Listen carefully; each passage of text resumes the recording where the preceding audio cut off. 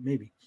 So here it is. I read the story. All right, so let's get to the review. Right before we get into the major spoilers, there's going to be spoiler free at the beginning. There's going to be no images. I'm just going to let you know my thoughts on Alphacore #1, and I have it here with me. It's right here. Look at that. You hear that? That's it. That's Alphacore, baby. And I got the Joe Bennet cover. So first off, the art in this is atrocious. It is fucking disgusting, frankly. Okay. Characters. Meat County on the art. A man has a penis growing out of his face, for God's sakes. Yeah. Well, here's the thing. The art keeps changing. Their facial features change. Their haircuts change from panel to panel. There's little bitty mistakes, like in the opening splash pages, and we're gonna get to it when we do the heavy spoilers. But there's lights, and they're coming out of nowhere. There's like light streaks coming out of. There's like no source for this streak of light, but it's just there on the screen. Like if it's a top light, like you got the red and blue lights everywhere, and it's just like floating in the middle of nowhere. You got things like street signs sitting on the wrong side of the pole, right? At one point at the end of the book, the gloves that Braxwell is wearing, they just disappear from one panel. Like 6 panels later, gloves are gone. They're just gone. Right? And I know someone will be like, well, maybe he took them off between those 6 panels. Yeah, that's possible, right? It's possible, but it makes no sense because there's no reason for him to do that, right?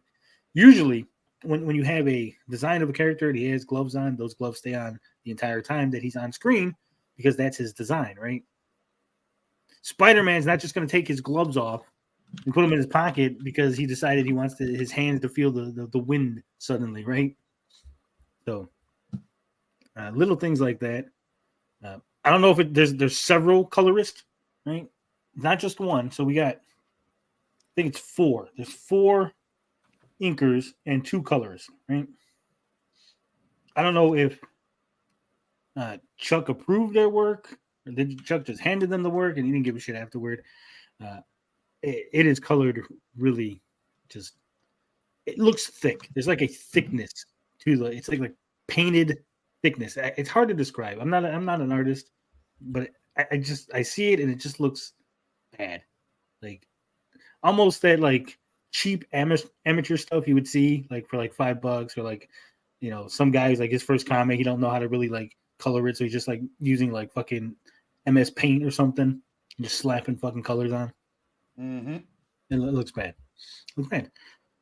I want to say he also, whoever the artist is, they use a lot of lines in order to trick you into thinking that it's detailed art, but it's not. So just on the art, it's bad art.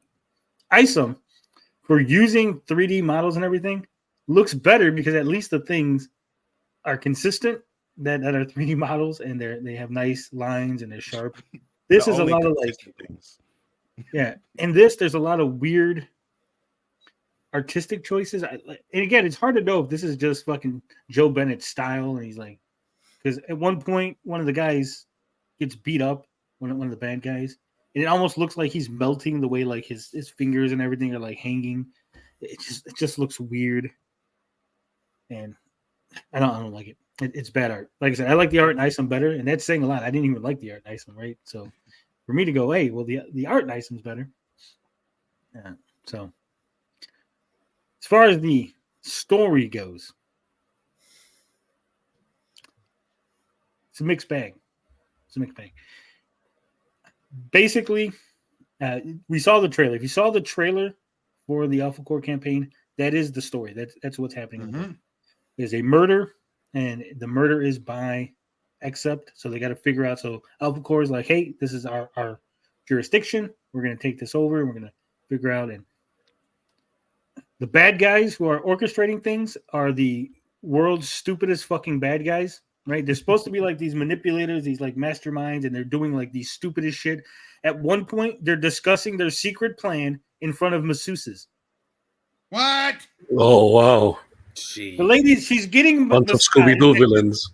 She's like, you screwed up, and I'm gonna fix your screw up, and I got guys doing and taking care of the loose ends, and like the guy's just like massaging her, And then there's like another. She's like, "Do you want a massage?" And then, like the lady comes in. I'm like, so they're just like discussing secret plans, like in front of these two random masseuses, right? Ruh-roh, Raggy. Ruh-roh. Right. No, Raggy.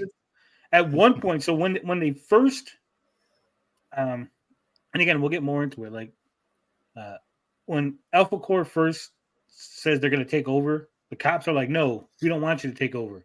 Hold up. Then in the course of 3 panels, in the course of literally 3 panels, we're taking over. Cops go, "No, City Hall. We're going to talk to City Hall because they're definitely not going to want you on this case."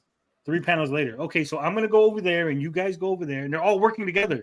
In the space of 3 panels, where literally no other discussion about this conflict, about who's going to take jurisdiction happens, they suddenly decide they're all working together.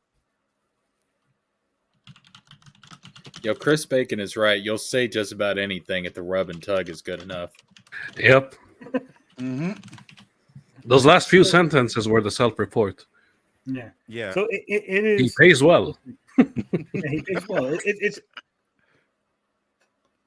mixed bag. Mixed bag. Brian is a fucking moron.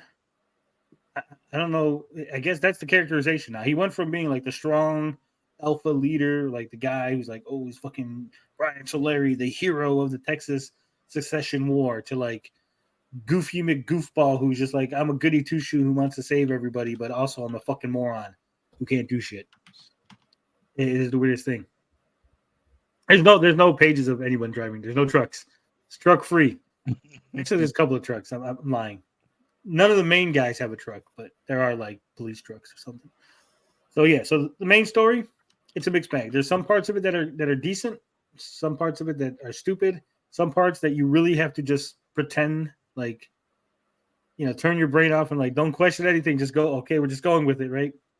Oh, we're just going with it? Okay. Yeah. You just got to go with it. You got to be like, fuck it. It's comic book. I'm along for the ride. Just go with it. It ends. It just ends, right? Like, again, there's like no, it doesn't feel like a proper ending because there's no like cliffhanger and there's no like next time, you know, we're going to do this. There's no like bad guy behind the scenes or something where you're like, oh, who's this guy? Oh, this guy's going to show up in, you know, the next issue of Alphacore or something, right? There's none of that. It just ends. Next Yeah, it's just time one of the, on Dragon Ball Z. dude, it's like one of those 80s movies ending where like the good guys do something, right? And like I said, we'll get to it more spoilers, but they like do something and then they walk off in the sunset. And like I'm expecting like that, like fucking, you know, that freeze frame. And then Alphacore went on to win the World Series, you know? So it's not satisfying. It's not a satisfying ending, right? And again, there's bits of world building in this that almost directly contradict the world building that's in ISOM. You had one job. Yeah, because again, it does seem like, I guess Eric's like, here's my characters, go play in the sandbox, right? And no one checked. No one said, wait a minute, this part that you did here kind of makes this other part here not make sense, right? This and this don't jive together. This and that don't jive, right? So. Figure drawing. So no happy ending. No happy ending. If Alphacore was on its own, again, and this is the same thing I said about ISOM 2, right? If ISOM 2 was on its own when there's no ISOM 1, it would be like a solid book. But because ISOM 1 exists, ISOM 2 is now dragged down from the baggage. Same thing with Alphacore. If Alphacore existed on its own, it would be a solid 6.5, right? But because of the stuff that's in ISOM, you now drag it down with like, oh, this contradicts this kind of conflicts with this doesn't make sense with that. So now you're down to like a 6, right? Yeah, I would say it's a solid 6. Yeah, Chris Bacon, I love you, man. Like, so you're saying they didn't find it. Not even mentioned. Yaira is not even mentioned in the book. Oh, and they just scrapped with the Yaira. Aren't they going after her? Not only did they just scrap with her, they talked about her like, hey, we're doing research. Like, it's not even brought, like, Ingrid doesn't even come in like, hey, I got that file on Yaira. And they're like, oh, we don't got time for that. Shout out Goldpost who said the Yaira is a villain, by the way. Yeah. What? Yes. Well, they said in the cards, they're like, we don't know if she's a villain or a hero. I think it's going to be one of those where, like, she has her own goals. She's like an anti-hero type thing where, like, What, She- like a Black Cat or Catwoman, Yeah. something like that? something like that. Something like that. So solid 6. Again, if it's on its own, if we just get rid of ISOM and Alphacore, you're bumping it up at least 6.5, maybe almost 6.75, right? Art dragged it down. Art was really bad. I didn't like it. Story had some good moments, a lot of bad moments, a lot of, again, it's comic book. Just go with it. Stop asking questions. Hey, wait, I just realized something. Didn't Eric say there weren't going to be any retcons, none of that He did. stuff in He it? did. He did. And yet, Yep. but yet, It's feels part like of the you're gonna ethics, need supposedly. retcons to fix the continuity errors. Well, it's not. Well, here's what I feel, Robert. It's not going to be a retcon so much as it's going to be a convoluted explanation and how they're going to make the two things now work together, right? Because again, there's no established lore, right? So as you make up new lore, and this conflicts with that, well, we'll just make up some other thing. Oh, see, this thing that we didn't tell you now exists too, so that's why this and this is okay, right? You know what I mean? I know what you mean, but I wish I didn't. Well, I'll explain more. It'll make more sense when we get to the spoilers, right? Because I'm trying to keep it spoiler free for those of you who might actually, And also, I'm going to clip this part and put the spoiler free section and clip the spoiler section. But yeah, so solid 6. Writing, as far as overall story, decent. Art, shit. Dialogue was kind of garbage. I'm not gonna lie. There was a lot of cringe moments, a lot of girl boss. For some reason, there was a lot of girl boss in this book. Oh, so it's Oh, woke. yes, Yeah, it's You woke as have fuck. one job. always. Ingrid is a girl boss, and like I said, Brian is a fucking moron, right? They Brian Solari. He was the hero of the Texas secession. Now he's just a fucking dumb shit, like goofy. Would Imagine you look at that, a Superman, goofy male lead. The very not, thing not that goofy they hate. and like the like stumbling, bumbling, but goofy more like No, Leave It to Beaver. Imagine like Leave It to Beaver, but in the modern day, like he's like still like dude, everybody's nice and good and happy, like smile, like you're like, dude, like we're in like 2023. That's There's the like Carl Brown influence. I'm just but waiting for, but everyone else is normal, and he's just like goofy. It's like it's a weird thing. I'm just He's waiting for not him to tough. turn around and to look at Ira and be like, when you examine it objectively, the legacy of the Exceps is failure. It's time for the Exceps to end. And then, but failure is not what we do. And they don't even say that in the book. That's in the promotional Oh, material. wow. It's not even in the book. And then, so like I said, dialogues cringy, bad. There was 2 things I liked. Okay, so gas. again, yeah, Chuck Dixon is writing the dialogue. I'm assuming he's writing all the dialogue, and they talk about the Fawcett Treaty. I think it's what they called it. Basically, it's the thing that was signed as to why Exceps can exist in the world and they're allowed to not be arrested and stuff. The typical like this is legislation that says you can't just arrest Exceps and they're allowed to exist, but if they do bad things, you could lock them up and beat the shit out of them, whatever, right? So they named it after Fawcett Comics, so I liked that. Yep. And then they talked about the Exceps having different levels. I guess they're qualified within levels. Like you're a level 3, you're a level 4, right? So like and an they named Omega, things like that, all that stuff. No, but no, they didn't know. They didn't use names, Robert. They literally used numbers. No, I know. I'm saying it's similar to that. That's all I said. And they called it the Schuster level. Huh. Right? So those 2 little, I was like, oh, that's a little neat, right? Yeah, I bet you, Eric didn't even know what he was talking about. Just like, oh, cool names. Yeah. Speaking of names, none of the characters have superhero or supervillain names. Really? How The very lightning- MCU? How very MCU? The Lightning Meth Head is named Galvin James. That is the name he uses. He's not like Electro Man or Sparky or something. No, it's just Galvin. They call So him much Galvin. for classic, right? So much for classic comics. How the fuck do you write a superhero comic and not come up with cool names? Ingrid Valdez is Ingrid Valdez. Braxwell is Braxwell. So wait. So Isom's the only character that actually has a name. So far. The fire guy is Billy Bob, and Billy they call him Bob. Bubba. They Hold call him on, Bubba. really? Bubba Yeah. Billy Bob. So he's literally a hillbilly. He is. He wears overalls and wow. everything. So everyone is just using regular. There's no like special people names or whatever. Like just everyone's just like Joe and Billy and Johnny. It's like it diminishes the world in my opinion, right? Because there's nothing like standing out. You're like, oh, yeah, just fucking. Could you imagine if you're like, oh my god, Joseph is coming to destroy the world? You're like, who? You mean Magneto? No, Joseph. Just Joseph. Just guy. He wants mutant supremacy, like Joseph. The evil mutant guy. There was a clone of I know there was a clone that went by the name Joseph, but I'm saying way back when, like the origin. But then that would be Eric. He would just be Eric because remember that was his name, Eric. Yeah, Eric Lensher. Like, oh no, it's Eric. Who? Eric Lensher. You know Eric Lensher? What does he do? He has Eric powers? No. He has Magneto. He has magnetism powers. So why not call him Magneto? Yeah. Maybe have a cool name. No, just Eric. Chris Bacon is asking if there's any reference to Gooding or Bloodruth. There's no reference to Gooding or Bloodruth. There's no other new characters. The two people from the bar are the two bad guys, right? The two new characters are in the trailer, right? The Bubba, the magma guy, and then Meth Head Lightning Dude, which is Galvin. Those are the only two new bad supervillains or whatever. And Ruby King. One of them dies. Like, these are serial killers. They should have crazy names. They're not even serial even killers. That's the thing. Oh, Literally. shit.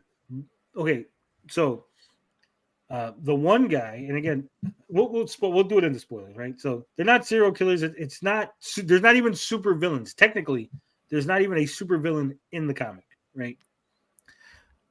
So it's bland. It is very just normal for a superhero cop comic book. It's very normal and weird.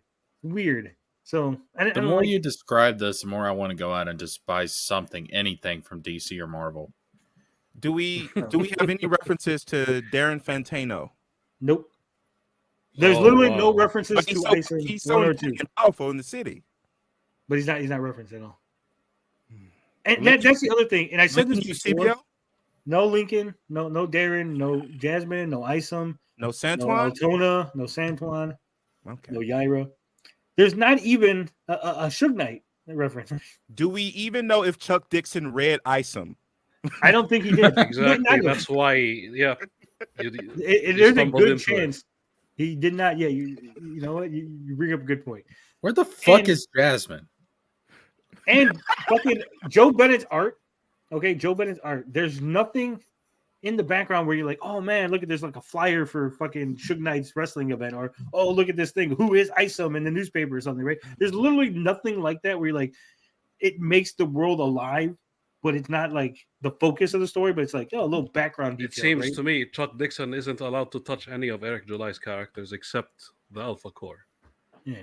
And the random jobbers they're fighting. They do this shit like in She-Hulk where they're like, look, there's a fucking Johnny Blaze circus poster just in the background sitting there, right? Like no one points to it. You just know it's there. Like it's a thing for us and it's a thing for like to make the world bigger. Nothing in Isom didn't have that either. And there's definitely nothing in Alphacore where it points to a bigger world. Yo, Chris Holm brings there was no pigeon. There was no pigeon. Guys. Chris Holm brings up if Jasmine isn't in the warehouse, like dude, could you imagine like Jasmine is based on like some real life girl that Eric has hidden in his warehouse or something? The cops end up busting in there and just arresting him. I mean, no pigeon, no warehouse, no Mrs. Newman, none of that. Nathan. Not even Mrs. Newman. Wonderful. Not even the pigeon. Yeah. So there it is. That is the spoiler-free review. And if you are interested in reading this, which probably not, I said all that stuff, probably like, this is terrible.